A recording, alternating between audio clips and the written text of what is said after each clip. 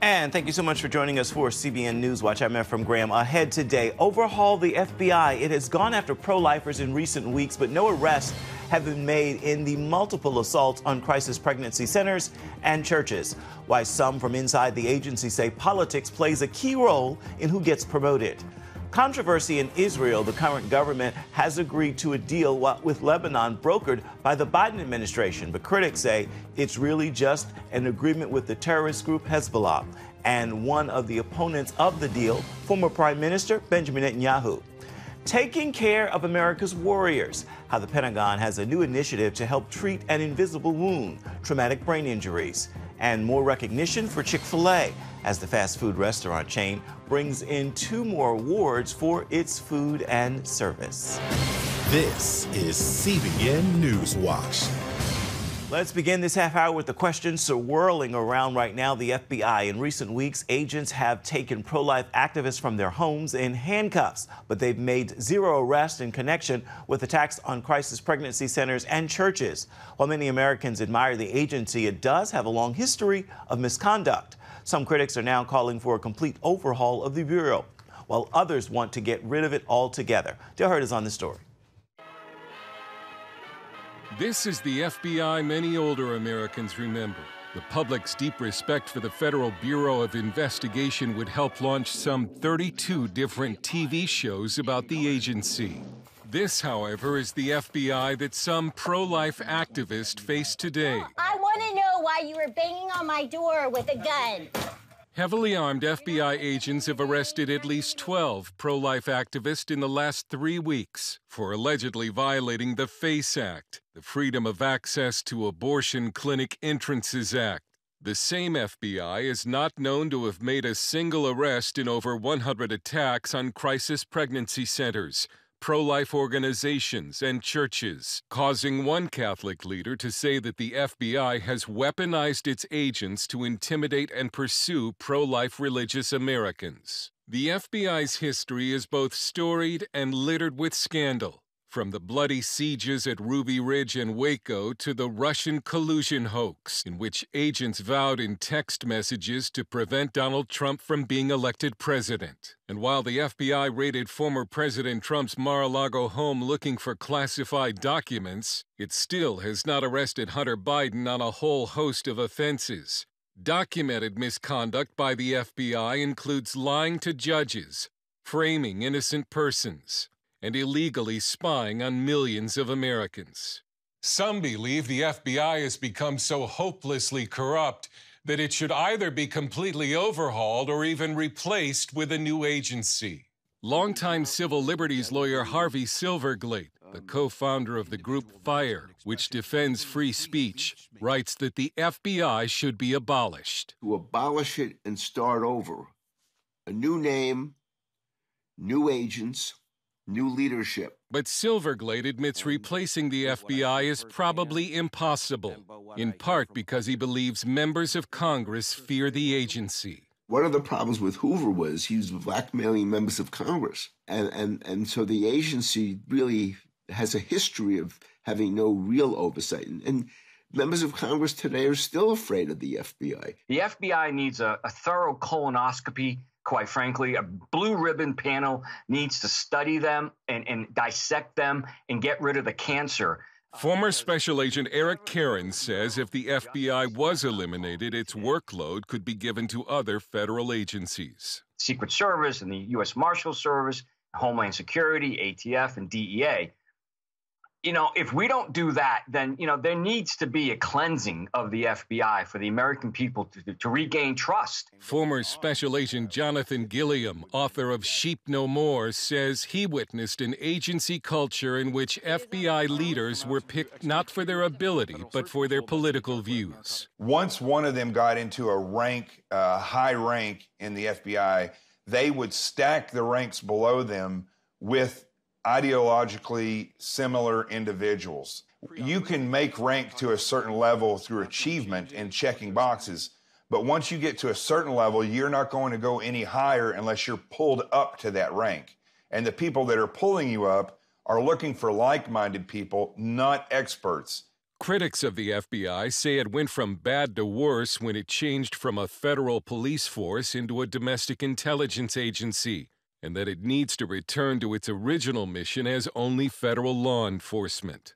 The FBI told CBN News in a statement the FBI is and will always be independent. We focus on our core mission to protect the American people and uphold the Constitution of the United States.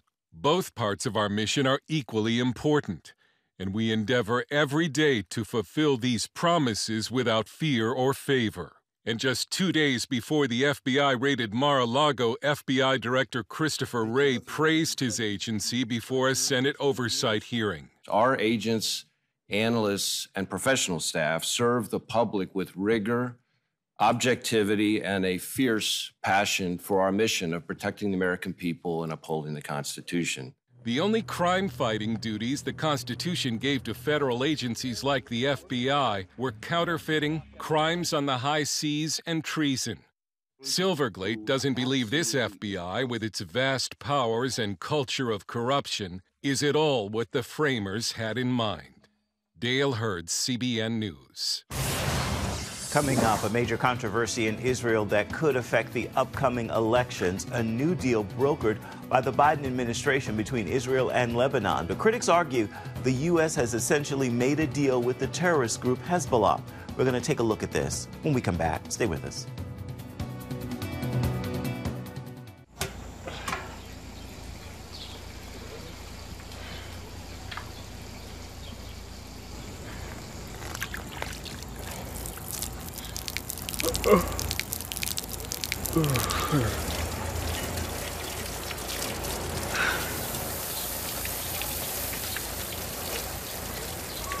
Life is better with a good night's sleep.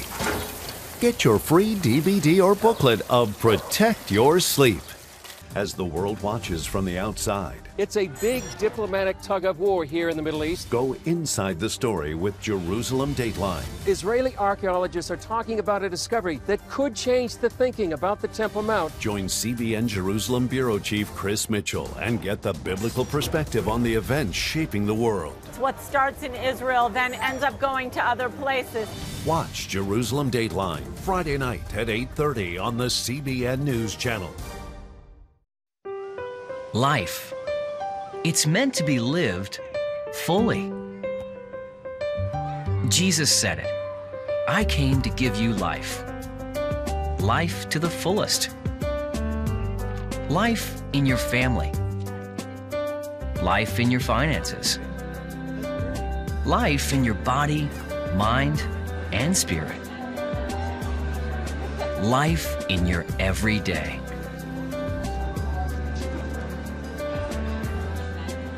At CBN.com, we're taking what Jesus said seriously. We're here to help you discover life. Life. Live it fully. CBN.com.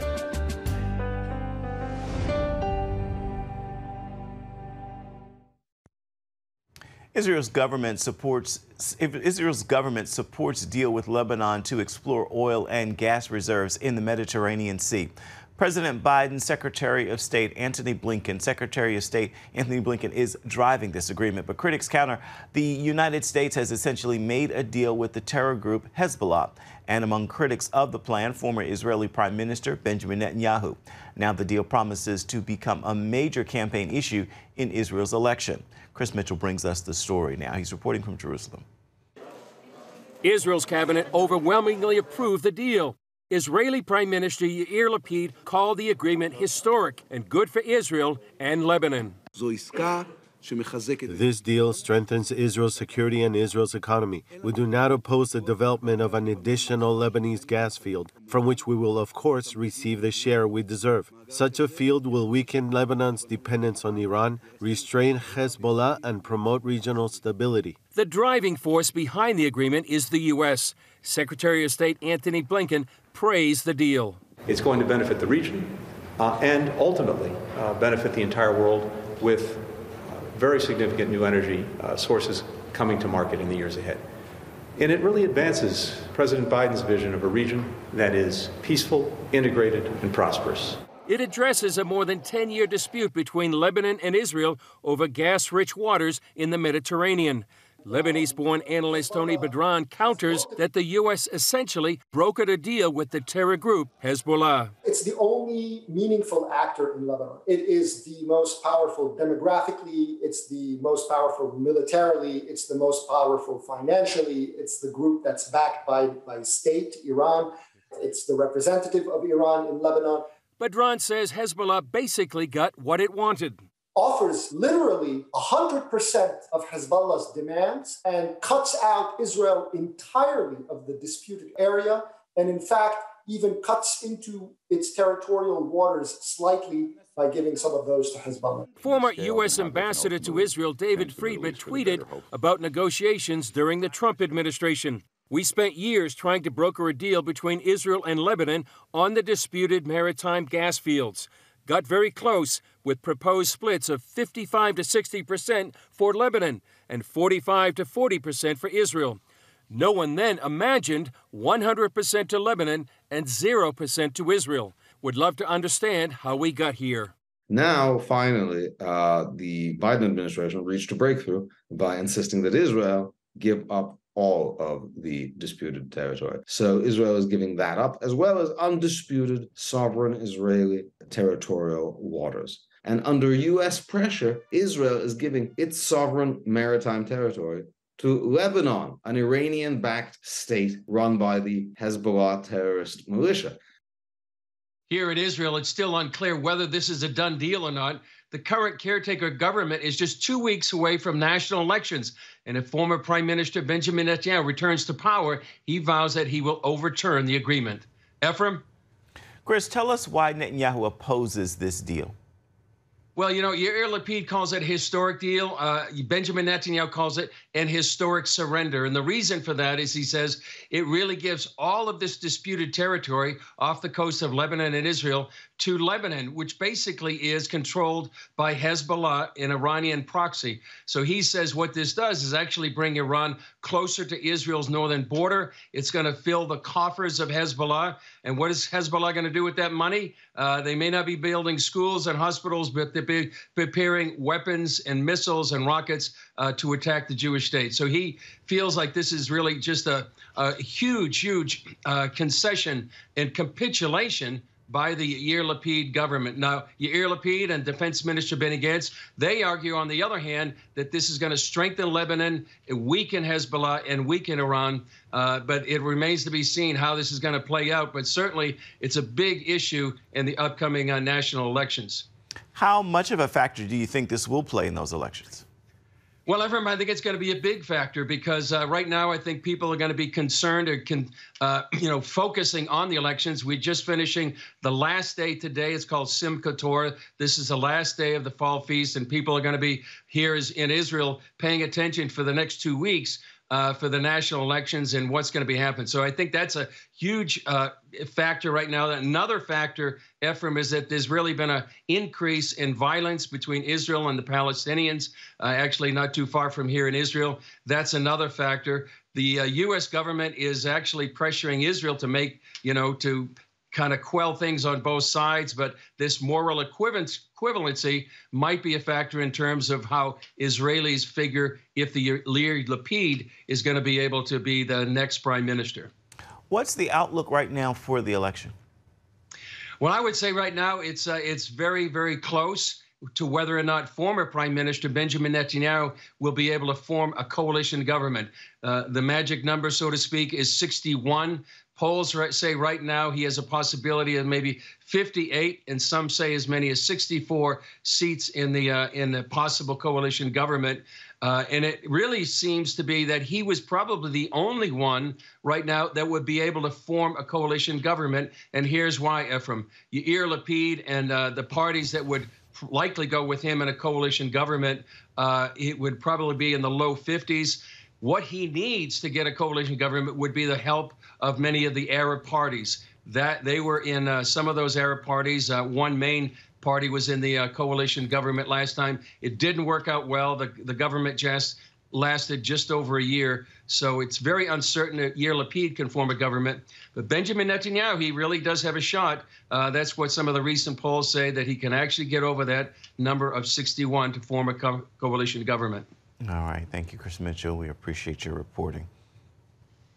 Also overseas, 2 Christian parents in the United Kingdom are urging a change in the guidance for the Church of England's more than 4,700 primary schools that allow children as young as 5 to identify as transgender. Nigel and Sally Rowe withdrew their 6-year-old son from his school, and they presented the Department for Education an extensive study showing, quote, trans-affirming policies can have catastrophic outcomes for gender-confused children. Still ahead, the invisible wounds of America's warriors, a tremendous number of traumatic brain injuries. We're going to bring you a look at the Pentagon's new plan to fight this deadly trend right after this.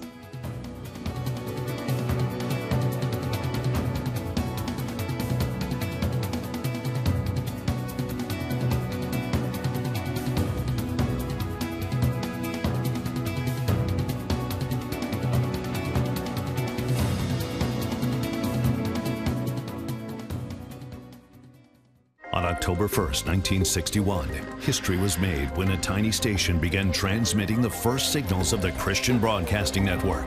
CBN, the Christian Broadcasting Network. And now, a new era has begun with the all-new CBN News Channel. Just moments ago, the Iron Dome intercepted an incoming rocket right on the Gaza border. And ministering in this area, spiritual warfare is definitely involved. A 24/7 news network, bringing you the news you want from a source you can trust. In Kenya, 40% of the medical services are actually provided by these Christian hospitals. Let's talk about the economy. Believers here are joining together to win people to Jesus Christ. All your favorite shows now in one place. Go to CBNNewsChannel.com to find out how to get the CBN News Channel on your TV all day, every day. CBN News.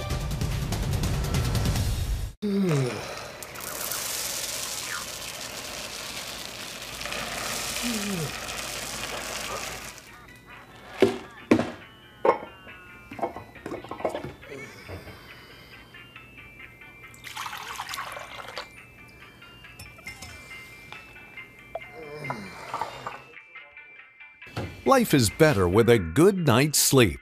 Get your free DVD or booklet of Protect Your Sleep today. Life. It's meant to be lived fully. Jesus said it. I came to give you life.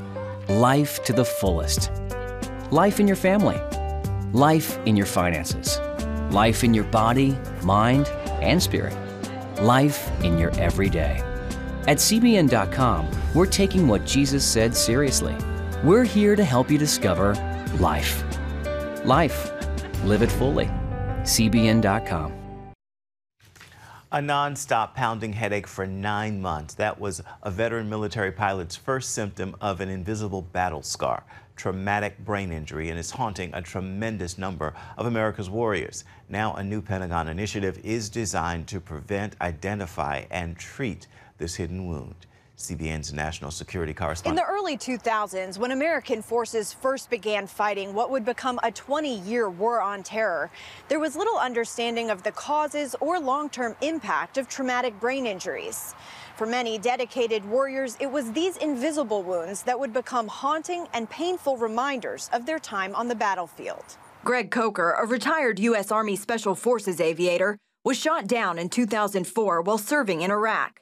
Among the wounds he sustained, a lingering traumatic brain injury. My first symptoms, I had a headache. I've never had a migraine, or that I had my head pounded for 9 months, constantly, nonstop. Despite seeing several specialists, no one could identify the treatment Coker needed or even pinpoint the brain injury. So after his physical wounds healed, he went on to serve 5 more combat deployments, unknowingly exposing his brain to even more trauma. It's overpressure from, incoming enemy fire, just blast from door breaches and charges. It wasn't until after Coker retired in 2007 that he truly began experiencing symptoms from multiple injuries to his brain. I would just forget things. So I would have to use my sticky notes, or I carried a tape recorder with me actually, so I just had problems recalling. Coker admits this took him to a pretty dark place mentally before choosing to seek help. Fortunately, he found state-of-the-art treatment which provided an explanation of his long-term symptoms and even helped to reverse some of the damage. That's not the norm, however, as recent data shows less than half of the veterans suffering this injury's lasting effects will actually seek help. And those sustaining a brain injury after serving in Iraq and Afghanistan are twice as likely to consider suicide. The Pentagon realized it had a growing problem and began to take action. We had a lot of good work being done in these various areas throughout a very large Department of Defense. Over the last 20 years, huge strides have been made in researching and treating traumatic brain injuries. Now comes a new plan to build on that momentum with a single comprehensive strategy known as the Warfighter Brain Health Initiative. This called for, let's all get on the same page and synergize our efforts and coordinate it tightly so we could accelerate findings and help warfighters in a quicker way. One of the first steps of the 5-part plan will be to identify the baseline brain health of all service members, which can then be monitored throughout their career. The military works all in protocols and standards, right? So if we have an every 5-year time period that you have to get your cognition checked, that's the standard. Everybody gets it. It doesn't matter if you were deployed, if you were a cook, if you were support logistics staff, you're going to get your cognition looked at. So that takes away some of the stigma about why me? Why do I have to go? Does somebody think there's something wrong with me? And we find that there's better compliance that way. Policies will also be developed to prevent, identify, and treat brain damage caused in training as well as combat. Some of the technology that's part of this program as well, like putting blast sensors on and looking at how much blast energy goes to the body, people, warfighters, are already making changes when they are out in the field conducting field activities because they see the numbers and they say, whoa, that's a little high, I need to stand back more. Or maybe we really need 3 people here and not 4 people here. Some of the Pentagon's progress in this area comes from research into chronic traumatic encephalopathy, or CTE, the brain disease associated with many NFL players. With these repetitive insults over time, the disease can be triggered and then it can progress all the way to dementia and death at the end stage of the disease. Veterans have also been diagnosed with this serious neurodegenerative disease, which currently can only be found post-mortem. This plan also puts all that under one roof so that as we get findings, we can try to do something much earlier than finding it when somebody's passed away and you look at their brain tissue. For years, veterans like Coker have been advocating for this kind of support from the top. And while he says it's long overdue, he believes these new policies could save lives. You can't control enemy incoming weapon systems or whatever the case, but we sure can. We sure can put in safety standards and things like that to ensure that everybody's safe. The military has 6 to 48 months to implement the 53 action steps detailed in the Warfighter Brain Health Initiative, although completing some aspects of the plan could take much longer. For example, obtaining brain assessments of all personnel, new recruits, active duty, National Guard, and reserves could take about 5 years. A long undertaking expected to pay off in the time and investment. Caitlin Burke, CBN News, Washington. Coming up, another accolade for Chick-fil-A. We'll tell you what it is when we come back. Stay with us.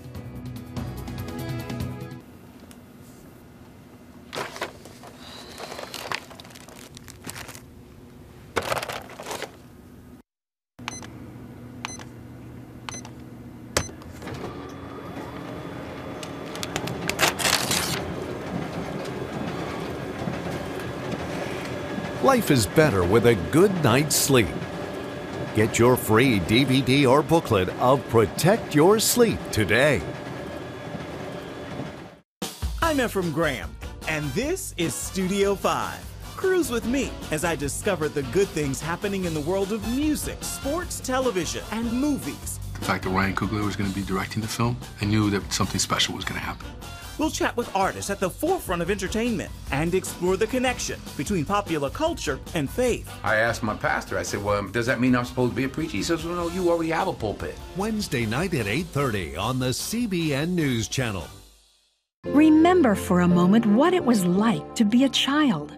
You believed every story you were told. You saw a world full of endless possibilities. What stories will the world's orphaned and at-risk children believe? We believe the Bible tells the only story truly worth believing. We believe that every child should have the opportunity to dream, the chance to take challenges and turn them into possibilities, the chance to stand on the promises of God, to recognize their place in the greatest story ever told. They have their whole lives ahead of them. Theirs is a world of endless possibilities. They are looking for a story to believe. We will tell them that story. Will you join us?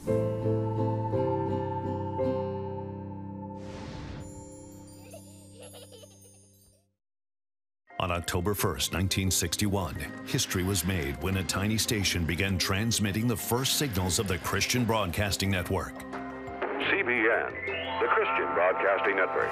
And now, a new era has begun with the all-new CBN News Channel. Just moments ago, the Iron Dome intercepted an incoming rocket right on the Gaza border. Administering in this area, spiritual warfare is definitely involved. A 24/7 news network, bringing you the news you want from a source you can trust. In Kenya, 40% of the medical services are actually provided by these Christian hospitals. Let's talk about the economy. Believers here are joining together to win people to Jesus Christ. All your favorite shows now in one place, all day, every day. The CBN News Channel. Download the app or visit cbnnewschannel.com. CBN News. American teenagers have spoken, and their favorite restaurant chain is Chick-fil-A. CNBC reports the results from Piper Sandler's semi-annual Taking Stock with Our Teens survey. Chick-fil-A was ranked #1, followed by Starbucks, Chipotle, McDonald's, and Olive Garden. And it's not just teenagers. CNBC adds that Chick-fil-A was rated #1 in customer satisfaction in the annual drive-thru study from QSR and InTouch Insight, with 95% customer satisfaction, ahead of McDonald's and Wendy's. Time now for your Monday motivation, and today I want to leave you with this thought to jumpstart your week. We all fall and we all fail, but God is faithful, and He can make beauty from our falls and our fails, and He will give us a message to bless the world from our mess. With that word, make this a marvelous Monday, and be sure to have yourself a wonderful rest of the week. Well, that will do it for this edition of CBN NewsWatch. I want to remind you, you can always find more of our programs on the CBN News Channel at any time. You can also find them online at cbnnews.com. You know, we'd love to know what you think about any of the stories you've seen here today. You can do so by emailing us. The address is right there at the bottom of your screen, newswatch@cbn.com. And we're happy to let you know you can reach out and touch us on Facebook, Twitter, and Instagram as well. We'll see you right back here, same time tomorrow. Thank you for watching. Goodbye, and God bless.